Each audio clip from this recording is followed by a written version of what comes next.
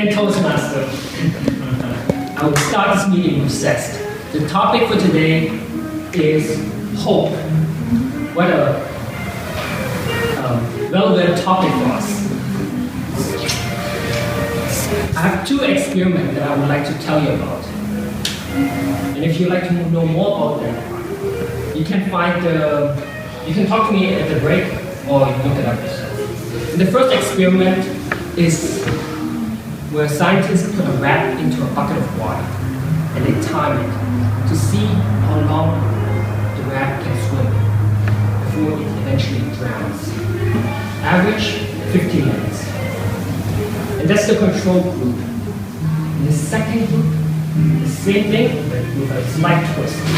Just before the rat is drowning, it's exhausted and it's about to drown, they rescue the rat, pat it dry, feed it, and let it rest for 24 hours before we dump it back into the water.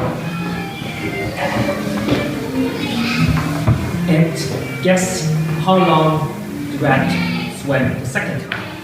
Vomit? 10 minutes. An hour. An hour. What about you, John? Couple hours. Couple hours? Give me a number. 2 hours. 2 hours. No, you're wrong. 60 hours! Wow. Oh my God. 60 hours. Can you believe that? This is shit. The average was 15 minutes. The one that got rescued, 60 hours.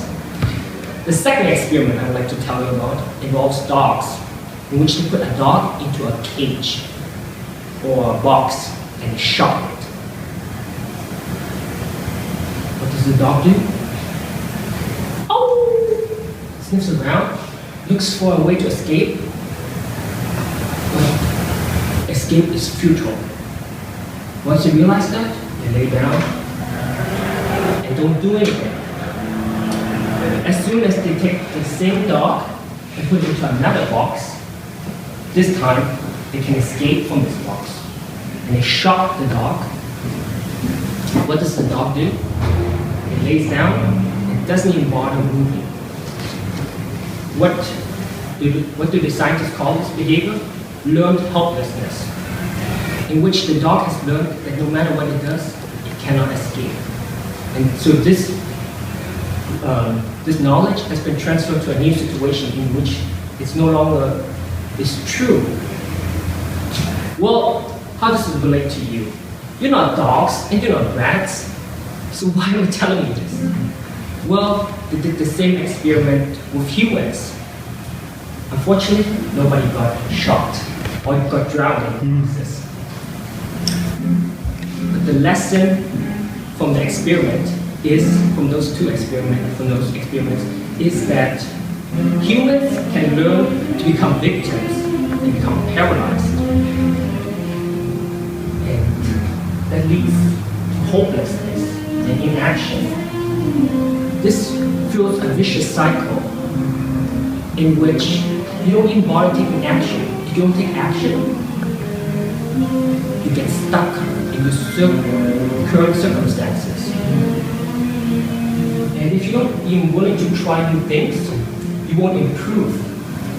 So there's not really much to hope for. But you know what? The verse is also true, that if you show people an example of what is possible, if you show them someone who has already done it, if you give them a mentor who can provide them with the skills, help them acquire the additional tools that they need, help them, encourage them until they encourage themselves, then they have hope in themselves and they're willing to try and work harder.